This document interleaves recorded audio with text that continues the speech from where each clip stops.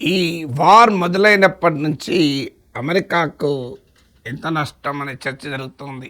America domination దెబ్బతింటుందా? America పైన Arab దేశాల కాన్ఫిడెన్స్ ఏ స్థాయిలో ఉంటుంది? అసలు అమెరికా ఇజ్రాయెల్ సంబంధాలు ఎలా ఉంటాయి? అమెరికాకు నాటోకు మధ్య విభేదాలు పెరుగుతున్నాయి. అసలు ఈ వార్ నుంచి అమెరికా ఎలా బయటపడుతుంది గౌరవంగా? ఈ ప్రశ్నలన్నీ ఇంకా తేలాల్సింది. కానీ ఈలోగా తేలిపోయింది ఏంటంటే, ఈ యుద్ధం వల్ల అమెరికన్ డాలర్ మాత్రం బాగా బలపడింది. బహుశా అయితే డాలర్ను బలోపేతం చేసుకోవటానికే అమెరికా యుద్ధం మొదలుపెట్టిందని అనలేము. కానీ వార్ ఆల్వేస్ స్ట్రెంథెన్స్ డాలర్. మీకు ఎప్పుడు యుద్ధం జరిగినా డాలర్ విలువ పెరుగుతుంటుంది. నేను చాలాసార్లు చెప్పుకున్నాను, 2025 is very bad year for dollar. డాలర్కు దాదాపు 10% పడిపోయింది డాలర్ వాల్యూ. డాలర్ వాల్యూను డాలర్ ఇండెక్స్ అంటారు. అంటే ఒక బాస్కెట్ ఆఫ్ కరెన్సీస్, కొన్ని యూరో, యువాన్, ఇలా కొన్ని దేశాల కరెన్సీల ఎవరేజ్ వాల్యూతో డాలర్ను పోల్చి దాన్ని డాలర్ ఇండెక్స్ అంటారు. సో డాలర్ ఇండెక్స్ నియర్లీ 10% పడిపోయింది 2025లో. అంటే ఈ వార్ మొదలయ్యేంత వరకు పడిపోతూనే ఉంది. ట్రంప్ పవర్లోకి వచ్చినాక ఆల్వేస్ పడడమే. దీనికి కారణం ఏంటంటే, ట్రంప్ అమెరికన్ రిజర్వ్ బ్యాంక్, దాన్ని అక్కడ ఫెడరల్ రిజర్వ్ అంటారు, ఆ ఫెడ్ పై దాడి చేయడం, అమెరికాలో ట్రంప్ అనుసరించిన పాలసీస్ వల్ల క్రియేట్ అయిన అన్సర్టనిటీ, సో గ్లోబల్గా ఎకనామిక్ టర్మాయిల్, ఆర్థికపరమైన ఛాలెంజెస్, ఇలా అనేక ఫ్యాక్టర్స్ వల్ల ట్రంప్ వచ్చినప్పటి నుంచి డాలర్ విలువ పడిపోతూ వచ్చింది. మేక్ అమెరికా గ్రేట్ అగైన్ అన్నాడు, కానీ డాలర్ మాత్రం వీక్ అవుతూ వచ్చింది. ఈవెన్ ట్రంప్ సమర్థించుకున్నాడు కూడా, డాలర్ వీక్ అయితే లాభమని, అది ఎక్స్పోర్టర్స్ లాభం అని చెప్పి సమర్థించుకున్నాడు కూడా. సో అలాంటి పరిస్థితి నుంచి ఇప్పుడు డాలర్ ఈ వార్ మొదలైనప్పటి నుంచి పెరుగుతూ వస్తుంది. మీకు ఫిబ్రవరి 28న ఈ వార్ మొదలైతే ఫస్ట్ 2 వీక్స్లోనే డాలర్ ఇండెక్స్, డాలర్ వాల్యూ 2.5% పెరిగింది. అంటే అంతకుముందు ఇయర్ మొత్తంలో 10% పడిపోతే just in first 2 weeks of war 2.5% పెరిగింది. ఇంకా పెరుగుతూనే ఉంది. సో మీకు డాలర్తో పోలిస్తే ప్రపంచంలో చాలా దేశాల కరెన్సీలు దెబ్బతింటున్నాయి. ఇప్పుడు ఉదాహరణకు ఇండియా, మెక్సికో, సౌత్ కొరియా, ఈ 3 దేశాల కరెన్సీల విలువ మోర్ దెన్ 4% పడిపోయింది. ఇండియాది అయితే వార్ మొదలైనప్పటి నుంచి 4.1% మన రూపాయి డాలర్తో పోలిస్తే పడిపోయింది. అలాగే మీకు స్విట్జర్లాండ్ అండ్ స్వీడన్, ఈ దేశాల కరెన్సీలు 3% దాకా పడిపోయింది. అరౌండ్ ఓవర్ 3% పడిపోయింది. దీనికి కారణం ఏంటి అంటే, వాళ్ళు సేఫ్ హ్యావెన్ అనుకునేవాళ్ళు. అంటే స్విట్జర్లాండ్లోనో స్వీడన్లోనో వాళ్ళ కరెన్సీలో దాచుకుంటే సురక్షితమని. సో ఇప్పుడు గ్లోబల్ జియో పాలిటిక్స్ వల్ల, జియో ఎకనామిక్ అన్సర్టనిటీస్ వల్ల, ఫియర్ వల్ల ఈ స్విట్జర్లాండ్ కాదు, స్వీడన్ కాదు, ఒక్క డాలర్లో దాచుకుంటేనే సేఫ్, అవునన్నా కాదన్నా డాలరే మిగిలిపోతుంది ఆధిపత్యం అని నమ్మి వెళ్ళిపోతున్నారు జనం, అందరూ డాలర్లోకి వెళ్ళిపోతున్నారు. సో ఇక మీకు అనేక కంట్రీస్, ఇప్పుడు నేను 5 దేశాలు చెప్పాను. అలాగే మీకు south Africa, Australia, United Kingdom, eurozone, Japan, ఈ దేశాల కరెన్సీలు అయితే డాలర్తో పోలిస్తే ఈ వార్ మొదలైనప్పటి నుంచి 2 to 3.5% పడిపోయాయి. సో ఇంతటి స్థాయిలో మీకు పడిపోతూనే ఉన్నాయి ప్రపంచ కరెన్సీలన్నీ. మరి ఎందుకు ఈ రకమైన పరిస్థితి వస్తుంది? దీనికి మొదటి కారణం ఏంటంటే ఎనర్జీ క్రైసిస్. సో ప్రపంచంలో జరిగేటువంటి ట్రేడ్లో, ఆయిల్ ట్రేడ్లో 93% డాలర్లోనే జరుగుతుంది. కొంత ఇప్పుడు ఉదాహరణకు చైనా కొంత యువాన్లలో జరిపే ప్రయత్నం చేస్తోంది, రష్యా కొంత రూబుల్స్లో జరుపుతోంది. సో బట్ ఓవరాల్గా తీసుకుంటే యూరోలో కొంత జరగచ్చు, కానీ దాదాపు ఆయిల్ ట్రేడ్ అత్యధికంగా జరిగేది ఒక అంచనా ప్రకారం 93% అని.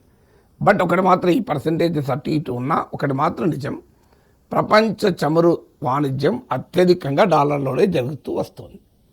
దీంతో ఏం జరిగింది అంటే, ఈ వార్ వస్తుందని గమనించిన కొన్ని దేశాలు జాగ్రత్త పడి ఆయిల్ ఎక్కువగా కొనేసాయి, డబుల్గా ఆయిల్ కొని పెట్టుకున్నాయి. అంటే ఆయిల్ కొనడం అంటే ఆటోమేటిక్గా డాలర్లు డిమాండ్ పెరగడమే. ఎందుకంటే డాలర్లు, ఇప్పుడు పెట్రో డాలర్ అన్న పదం మీరు వింటారు. నేను గతంలో పెట్రో డాలర్ పైన ఒక వీడియోలో ప్రత్యేకంగా చెప్పాను. పెట్రో డాలర్ అంటే ఏంటిది? పెట్రోలియం ఉత్పత్తుల ట్రేడ్ డాలర్లో జరుగుతుంది కనుక దాని పెట్రో డాలర్ పేరు వచ్చింది. అది వేరే కరెన్సీ కాదు. 1970sలోనే అమెరికా ఈ గల్ఫ్ దేశాలతో ఏర్పడిన బంధం ఫలితంగా గ్లోబల్ ఆయిల్ ఎనర్జీ ట్రేడ్, ముడి చమురు వాణిజ్యం, ఎల్ఎన్జీ, గ్యాస్, ఇదంతా డాలర్లలోనే జరుగుతుంది. కావాలని ఎవరన్నా అటు ఇటు అంటే అటాక్ ట్రంప్ మీరు సద్దాం హుస్సేన్ చంపడానికి ముఖ్యమైన కారణం యూరోల్లో ఆయిల్ ట్రేడ్ జరపాలని ప్రయత్నించాడు. దాంతో అమెరికా అటాక్ చేసింది. గడాఫీ లిబియాలో ఎందుకు చంపడానికి కారణం, లిబియా తన ఆయిల్ ఎక్స్పోర్ట్స్ను ఆఫ్రికన్ కరెన్సీలో కామన్ కరెన్సీ ఫర్ ఆఫ్రికా గురించి ఆలోచించాయి. సో అందువల్ల ఇప్పుడు బ్రిక్స్ కరెన్సీ అని అంటే ట్రంప్ ఎలా రెచ్చిపోయాడో చూశాం కదా. సో అందువల్ల మీకు ఎనర్జీ ట్రేడ్ అంతా డాలర్లలో జరుగుతుంది కనుక ఎనర్జీ ట్రేడ్ డాలర్లో జరిగే వరకు ఎనర్జీకి డిమాండ్ పెరుగుతున్న కొద్దీ డాలర్కు డిమాండ్ పెరిగింది. ఇక వార్ వచ్చాక ఎనర్జీ ప్రైసెస్ విపరీతంగా పెరిగాయి. సో $72 పర్ బ్యారెల్ ఉంటే $120 వరకు కూడా తాకింది. సో ఇంత స్థాయిలో డాలర్ మీకు ఆయిల్ రేట్ పెరిగితే ఆటోమేటిక్గా అంతకుముందు $10 అయ్యేది ఇప్పుడు $12 అయిపోతున్నాయి. దాంతో కూడా డాలర్లకు డిమాండ్ పెరిగింది. మరి ఈ డాలర్ల డిమాండ్ పెరిగితే అమెరికా కూడా ఇబ్బంది పడాలి కదా ఎనర్జీ ప్రైసెస్ మీకు రావచ్చు. Yes, American consumers high energy prices కడుతున్నారు. ఈ వారం మొదలైనప్పటి నుంచి అమెరికాలో గ్యాసోలిన్ అంటారు పెట్రోల్ను. సో అమెరికాలో పెట్రోల్ ప్రైసెస్ $1 పెరిగింది. నియర్లీ $4 పర్ గ్యాలన్, అక్కడ గ్యాలన్ అంటారు. సో $4 పర్ గ్యాలన్ అయింది, అరౌండ్ 3 నుంచి 4కి వచ్చేసింది. కానీ దానికి కారణము ఇంటర్నేషనల్ ప్రైస్కు లింక్ అయ్యి అమెరికాలో కూడా కన్జ్యూమర్ ప్రైసెస్ ఉండడం తప్ప అమెరికాకు నిజంగా ఎనర్జీ ఇంపోర్ట్ చేసుకునే దేశం కాదు. It's not import dependent, import చేసుకుంటుంది కానీ ఇంపోర్ట్ డిపెండెంట్ కాదు. America is an net exporter of energy. మీకు ఉదాహరణకు ఆయిల్ ట్రేడ్లో అరౌండ్ 10% అమెరికా చేతిలో ఉంటుంది. లిక్విఫైడ్ నేచురల్ గ్యాస్ ఎల్ఎన్జీ ట్రేడ్లో అయితే 16% అమెరికా ఉంటుంది. America is an net exporter of petroleum products కూడా. సో అందువల్ల అమెరికా తన అవసరాలకు మించి ప్రొడక్షన్ చేస్తుంది, ప్రపంచానికి కూడా అమ్ముతుంది. దానివల్ల కొంత ఇంపోర్ట్ కూడా చేసుకుంటాం. ఇప్పుడు మన దేశం కూడా మనం 88% మన క్రూడ్ ఆయిల్ మనం ఇంపోర్ట్ చేసుకుంటాం, కానీ పెట్రోలియం ప్రొడక్ట్స్ మనం ఎక్స్పోర్ట్ చేస్తాం. ఇంట్రెస్టింగ్ ఏంటంటే అంటే మన రిఫైనింగ్ కెపాసిటీ ఉంది కనుక క్రూడ్ ఆయిల్ ఇంపోర్ట్ చేసుకుని దాన్ని రిఫైన్ చేసి రిఫైన్డ్ ప్రొడక్ట్స్ ప్రపంచానికి అమ్ముతాం. We are net exporter. మన అవసరాన్ని మించి పెట్రోలియం ప్రొడక్ట్స్ ప్రొడ్యూస్ చేస్తాం. సో అలాగే అమెరికా కూడా దిగుమతి, ఇక్కడ ఈ దిగుమతులు గల్ఫ్ నుంచి కాదు. ఇప్పుడు ఉదాహరణకు మనకు వచ్చేటువంటి మీకు పెట్రోల్ డీజిల్లో దాదాపు 2/3 ఈ రష్యన్ ఆయిల్ లేకపోతే నియర్లీ 2/3. ఈ మధ్య కాలంలో ఉక్రెయిన్ వార్ వచ్చాక రష్యా నుంచి పెరిగింది, గల్ఫ్ నుంచి తగ్గింది. బట్ ఆ తర్వాత మళ్ళీ ట్రంప్ ఆంక్షల వల్ల రష్యా నుంచి తగ్గించుకుంటూ వచ్చాము. సో ఓవరాల్గా గల్ఫ్ నుంచి ప్రధానంగా వస్తుంది మనకు. కానీ అమెరికాకి అట్లా కాదు. అమెరికా ఇంపోర్ట్ చేసుకునే దాంట్లో కేవలం 8% గల్ఫ్ నుంచి. సో అందుకే మీకు ఈ మధ్య ట్రంప్ అంటున్నాడు, ఆ స్ట్రెయిట్ ఆఫ్ హార్మూజ్ మాకేం సంబంధం, ఆడికెళ్ళి మేము అసలు మా వాడుకునేది లేదు, మీరే కదా వాడుకునేది, యూరోప్ను బెదిరిస్తున్నాడు చూడండి. ఇక అమెరికా మ్యాక్సిమంగా దిగుమతి చేసుకునేది కెనడా నుంచి దిగుమతి చేసుకుంది, నియర్లీ 2/3. సో అందుకే అక్కల చమురు నిక్షేపాలపై కూడా ట్రంప్ కన్నేశాడు. ఆడ కెనడాలో ఆల్బర్టో అనే స్టేట్ హైడ్రోకార్బన్ రిచ్ స్టేట్. ఆ స్టేట్లోనే ఎక్కువగా ఎనర్జీ ప్రొడక్షన్ ఉంటుంది, ఆయిల్ అండ్ గ్యాస్. సో ఇప్పుడు ఆ స్టేట్ను వేరే కంట్రీ కావాలంటే అక్కడ సెపరేటిస్ట్ వేర్పాటువాదులు మొదలైతే ఆ ఆల్బర్టో సెపరేటిస్టులకు వైట్ హౌస్ ఆతిథ్యం ఇచ్చి ట్రంప్ మనుషులు వాళ్ళతో చర్చించారు కూడా. సో ఆయిల్ ఎక్కడుంటే అక్కడ ట్రంప్ ఉంటాడంటే అమెరికా ఉంటుందంటానికి ఇది ఉదాహరణ. మిత్రదేశమైన కెనడాను కూడా విభజించడానికి ట్రంప్ వెనకాడడం లేదు. సో అందువల్ల కెనడా నుంచి ఎక్కువగా అమెరికా ఇంపోర్ట్ చేసుకుంటుంది. అందువల్ల ఈ హై ఎనర్జీ ప్రైసెస్ వల్ల కానీ ఈ ఎనర్జీ సప్లై డిస్రప్షన్ వల్ల కానీ అమెరికాకు ఏ రకమైన ప్రమాదం లేదు. కానీ ఎనర్జీ డిమాండ్ పెరుగుతున్న కొద్దీ, ఎనర్జీ ప్రైసెస్ పెరుగుతున్న కొద్దీ ఎనర్జీ ట్రేడ్ డాలర్లో జరుగుతుంది కనుక డాలర్లకు కూడా డిమాండ్ విపరీతంగా పెరుగుతుంది. ఇక రెండో ఫ్యాక్టర్ ఏంటంటే ఈ ఎనర్జీ ప్రైసెస్ పెరగడం వల్ల గ్లోబల్ ఇన్ఫ్లేషన్ పెరిగే ప్రమాదం ఉంది అని IMF కూడా హెచ్చరించింది. అంటే ఆ ఇన్ఫ్లేషన్ పెరుగుతుంది. మనం ఇంతకుముందు చెప్పినట్లు అమెరికాలో కూడా మీకు పెట్రోల్ ధరలు $1 పర్ గ్యాలన్ పెరిగింది. సో ఇన్ఫ్లేషన్ పెరిగినప్పుడు ఏమవుతుంది అంటే ఫెడరల్ రిజర్వ్, ఫెడ్ అంటారు అమెరికాలో, మన దగ్గర రిజర్వ్ బ్యాంక్ అంటాం, ఫెడ్ ఇంట్రెస్ట్ రేట్లను తగ్గించకపోగా పెంచే అవకాశం కూడా ఉంటుంది. ఎందుకంటే మానిటరీ థియరీలో what is inflation, too little money, too much money supply, too much money chasing too little goods అంటారు. అంటే మనీ సప్లై ఎక్కువ ఉంటే దాన్ని ఇన్ఫ్లేషన్ అంటారు.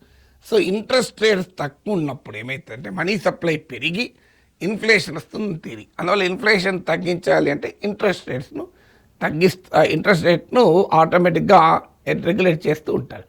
అంటే ఇంట్రెస్ట్ రేట్ తక్కువ ఉంటే మనీ సప్లై పెరుగుతుంది, ఇంట్రెస్ట్ రేట్ ఎక్కువ ఉంటే మనీ సప్లై తగ్గి ఇన్ఫ్లేషన్ కంట్రోల్లో ఉంటుంది.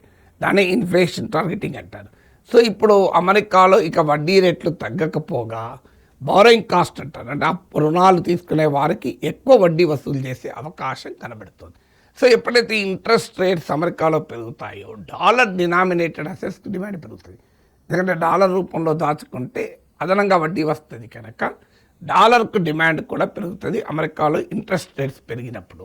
ఎందుకంటే డాలర్లో దాచుకునే వాటికి ఆదాయం ఎక్కువ ఉంటుంది కనుక. ఇక థర్డ్ ఫ్యాక్టర్ ఏంటంటే సాధారణంగా డాలర్కు గోల్డ్కు ఇన్వర్స్ రిలేషన్షిప్ ఉంటుంది. కొన్ని రేర్ సందర్భాల్లో మాత్రమే రెండూ పెరుగుతాయి. డాలర్ తగ్గుతున్న 2025 మొత్తం మీకు గోల్డ్ పెరుగుతూ వచ్చింది. ఇప్పుడు ఇంట్రెస్టింగ్ ఏంటంటే వారు ఉన్నా కూడా గోల్డ్ పడిపోతుంది. కారణం ఏంటి? సాధారణంగా వారు గ్లోబల్ అన్సర్టనిటీస్ ఉంటే ప్రజలు ఏం చేస్తారంటే సురక్షితమైన దాంట్లో దాచుకోవాలని చూస్తారు. దాన్ని సేఫ్ హ్యావెన్ అంటారు. సాధారణంగా గోల్డ్ సేఫ్ కనుక గోల్డ్ దాచుకుంటారు. కానీ సమస్య ఏంటంటే ఇప్పుడు గోల్డ్ కన్నా డాలర్ సేఫ్గా కనబడుతుంది. గోల్డ్ మీద ఈల్డ్ ఉండదు, డాలర్ మీద అయితే ఈల్డ్ ఉంటుంది కనుక ఇప్పుడు డాలర్ బాండ్ల రూపంలో $100 దాచుకుంటే వడ్డీలు వస్తాయి. సో అందువల్ల గోల్డ్తో పోలిస్తే డాలర్కి ఎక్కువ డిమాండ్ వస్తుంది. అందుకే గోల్డ్ ప్రైసెస్ ఈ వారైన వచ్చినప్పటి నుంచి పడిపోయాయి. అది ఇన్వర్స్ రిలేషన్ డాలర్తో ఉంటుంది కనుక కూడా డాలర్ పెరుగుతుంది. ఇది మూడోది. నాలుగవది ఏంటి అంటే మీకు ఫారిన్ ఇన్వెస్ట్మెంట్లు కూడా పెద్ద ఎత్తున ఎమర్జింగ్ ఎకానమీస్ నుంచి విదేశీ పెట్టుబడిదారులు అమ్మేసుకొని వెళ్ళిపోతున్నారు. ఇప్పుడు మన ఇండియన్ స్టాక్ మార్కెట్ నుంచి భారీగా ఫారిన్ ఇన్వెస్టర్ వెళ్ళిపోతే మన స్టాక్ మార్కెట్ పడిపోయాయి. కరోనా తర్వాత ఇంత భారీ స్థాయిలో స్టాక్ మార్కెట్లు ఎప్పుడు పడిపోలేదు, 7 ఇయర్లోకి పడిపోయాయి. సో ఆ స్థాయిలో పడిపోతున్నాయి. స్టాక్ మార్కెట్ నుంచి ఫారిన్ ఇన్వెస్టర్లు పోతున్నారంటే అర్థం ఏంటి? డాలర్లకు మళ్ళీ డిమాండ్ పెరిగింది, ఎందుకంటే వాళ్ళు డాలర్లోనే తీసుకెళ్తారు కనుక. సో అందువల్ల మీకు గ్లోబల్ మార్కెట్ ట్రెండ్స్ వల్ల కూడా డాలర్కు డిమాండ్ విపరీతంగా పెరుగుతుంది. తర్వాత ఐదవది ఏంటంటే డాలర్ ఆయుధాలకు కూడా డిమాండ్ పెరుగుతుంది. అందరూ వెపన్స్ కొనుక్కోవాల్సిందే. ఇప్పుడు ఈ వార్ తర్వాత డిఫెన్స్ ఎక్స్పెండిచర్ పెరుగుతోంది, అమెరికాలో పెరుగుతోంది, యూరోప్లో పెరుగుతోంది, అంతటా ఇండియా పెంచుకుంటోంది. సో డిఫెన్స్ ఎక్స్పెండిచర్ పెరుగుతోంది. ప్రపంచంలో గ్లోబల్ డిఫెన్స్ ట్రేడ్ ఆయుధ వ్యాపారంలో అత్యధికంగా డాలర్లోనే జరుగుతుంది. మళ్ళీ అంటే ప్రపంచంలో ఆయుధాలు కొనేవాళ్ళు డాలర్లు కొంటారు, ఆయిల్ కొనేవాళ్ళు డాలర్లే ఆ క్రయ విక్రయాలు జరుగుతాయి. దాంతో డిఫెన్స్ స్పెండింగ్ ప్రపంచం అంతా పెంచుకుంటప్పుడు యూరోజోనే ఉంది, మీకు యూరోప్ ఉంది. ఒకప్పుడు తమ 2% ఆఫ్ జీడీపీ డిఫెన్స్ మీద ఖర్చు పెట్టాలని ట్రంప్ ఫస్ట్ టైంలో కండిషన్ పెడితే సెకండ్ టైంలో 5% పెంచారు. ఇలా అన్ని దేశాలకు కూడా డిఫెన్స్ స్పెండింగ్ పెంచుకుంటున్నాయి. అది డిఫెన్స్ స్పెండింగ్ పెరగడం అంటే మళ్ళీ డాలర్లకు డిమాండ్ పెరగడమే. సో డాలర్లకు ఆటోమేటిక్గా డిమాండ్ పెరుగుతుంది. సో అందువల్ల మీకు ఈ గ్లోబల్ ట్రెండ్స్లో క్లియర్గా కనబడుతుంది ఏంటంటే dollar is the biggest benefit. 6th ఏంటంటే ఎమర్జింగ్ ఎకానమీస్, ముఖ్యంగా ఆయిల్ డిపెండెంట్ ఎకానమీ చాలా ఇబ్బందులు పడుతున్నాయి. ఇప్పుడు ఇండియానే కాదు, మీకు జపాన్ ఉంది, మోర్ దెన్ 90% ఆయిల్ ఇంపోర్ట్ అయ్యి. ఎందుకంటే energy dependent economies, emerging economies ఏంటంటే మీకు ఆటోమేటిక్గా ఆయిల్ బిల్లు వల్ల ఇంపోర్ట్ బిల్లు పెరుగుతుంది, వాళ్ళ ఫారిన్ ఎక్స్చేంజ్ రిజర్వ్ తగ్గిపోతున్నాయి, వాళ్ళ కరెంట్ అకౌంట్ లోట్ అంటారు, అంటే ఎవ్రీ డే వాళ్ళు ఎన్ని డాలర్లు సంపాదిస్తారు, ఎన్ని డాలర్లు ఖర్చు పెడతారు. సో ఇన్ఫ్లేషన్, ధరలు పెరుగుతున్నాయి. సో ఇది కూడా డాలర్కు డిమాండ్ పెంచుతుంది. ఎందుకంటే డాలర్తో పోలిసినప్పుడు ఈ ఎమర్జింగ్ ఎకానమీస్ కరెన్సీలు పడిపోతున్నాయి. ఇప్పుడు ఉదాహరణకు మన రూపాయి తీసుకుంటే సో మోర్ దెన్ 4% పడిపోయింది. సో ఇలా మీకు అనేక ఫ్యాక్టర్స్ వార్ వల్ల డాలర్కు ఎక్కడి లేని విలువను పెంచుతున్నాయి. సో అందువల్ల ఇక ట్రంప్ వార్స్ కోరుకోకపోతే ఏం కోరుకుంటాడు? To make dollar great again అంటే ఇంకా ఎక్కువ యుద్ధాలు చేయాలని ఆలోచించాలి కదా.